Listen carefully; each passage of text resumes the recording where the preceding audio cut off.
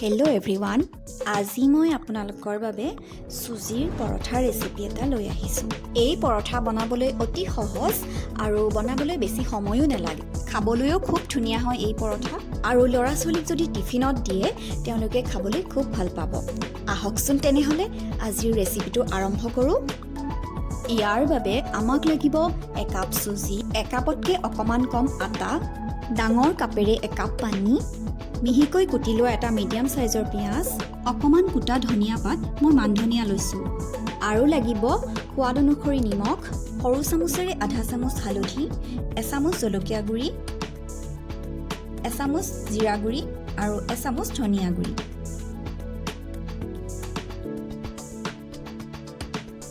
এতিয়া এখন কেৰাহী গৰম কৰি তাত চুজিখিনি দি 5 মিনিটমান সময় ভাজি লৈছোঁ।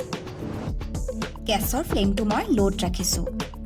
চুজিখিনি মই ঘনাই লৰাই ভাজিছোঁ, নহ'লে এইখিনি ৰঙা পৰি যাব।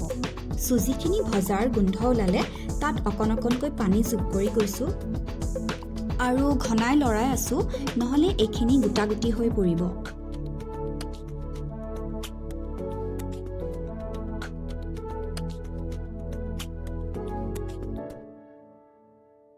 চুজিখিনি এনেদৰে টান হৈ অহাত গেছটো অফ কৰি দিছোঁ আৰু ঠাণ্ডা হ'বৰ বাবে কিছু সময় তেনেকৈয়ে থৈ দিছোঁ।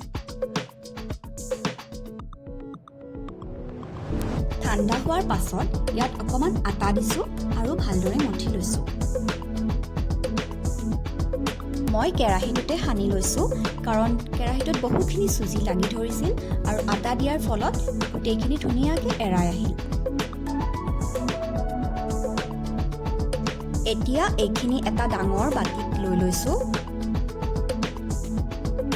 আৰু ইয়াত কুটা পিঁয়াজ আৰু কুটা ধনিয়া পাতখিনি দি দিছোঁ, আৰু দিছোঁ জিৰা গুড়ি, ধনিয়া গুড়ি, জলকীয়া গুড়ি, হালধি আৰু নিমখ। গোটেইখিনি ভালদৰে এতিয়া সানি লৈছোঁ।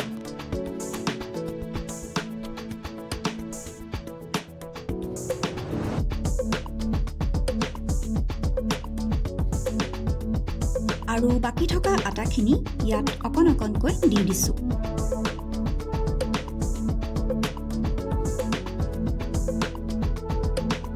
ভালদৰে মঠি লৈ এটা ডো প্ৰস্তুত কৰি লৈছোঁ।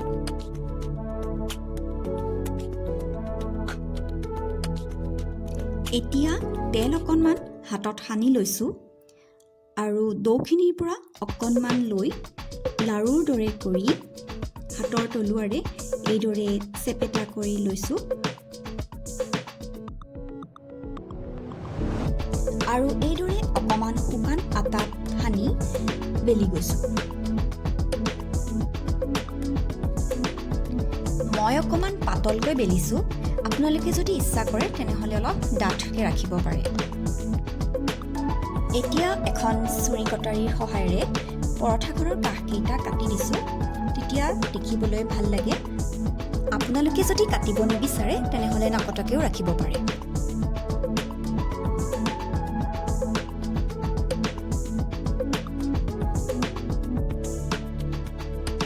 একেদৰেই মই গোটেইখিনি পৰঠা বেলি লৈছোঁ।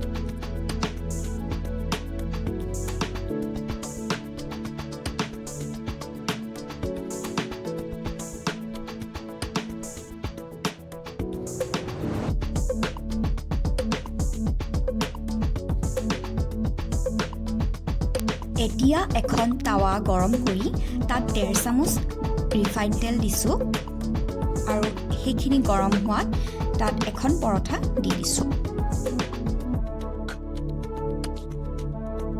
পৰঠাখনৰ ওপৰ ফালেও 1 চামুচ ৰিফাইন তেল ভালদৰে সানি দিছোঁ। পৰঠাখিনি ভজাৰ সময়ত মই গেছৰ ফ্লেমটো মিডিয়ামত ৰাখিছোঁ। 1 মিনিটমান পিছত এখন লুটিয়াই দিছোঁ।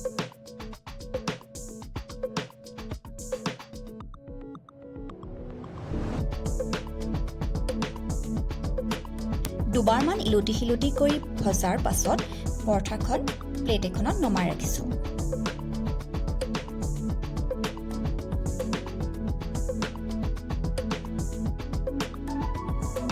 একেদৰেই মই আন কেইখন পৰঠাও বনাই লৈছোঁ।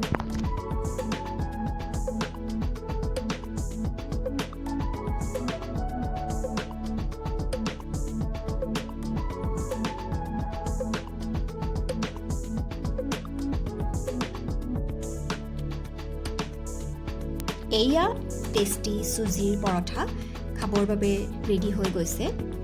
এই পৰঠা আপোনালোকে চাটনি, চচ আদিৰ সৈতে পৰিৱেশন কৰিব পাৰে আৰু সুদাকে যদি খাব বিচাৰে তেনেহ'লে সুদায়ো খাব পাৰে।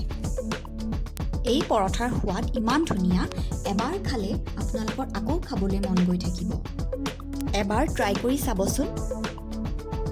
আজিৰ ভিডিঅ'টো চাই যদি ভাল লাগিল তেনেহ'লে লাইক, কমেণ্ট আৰু শ্বেয়াৰ কৰি দিব। আৰু যিসকল মোৰ চেনেলত নতুন তেওঁলোকে প্লিজ চেনেলটো ছাবস্ক্ৰাইব কৰি দিব। ধন্যবাদ।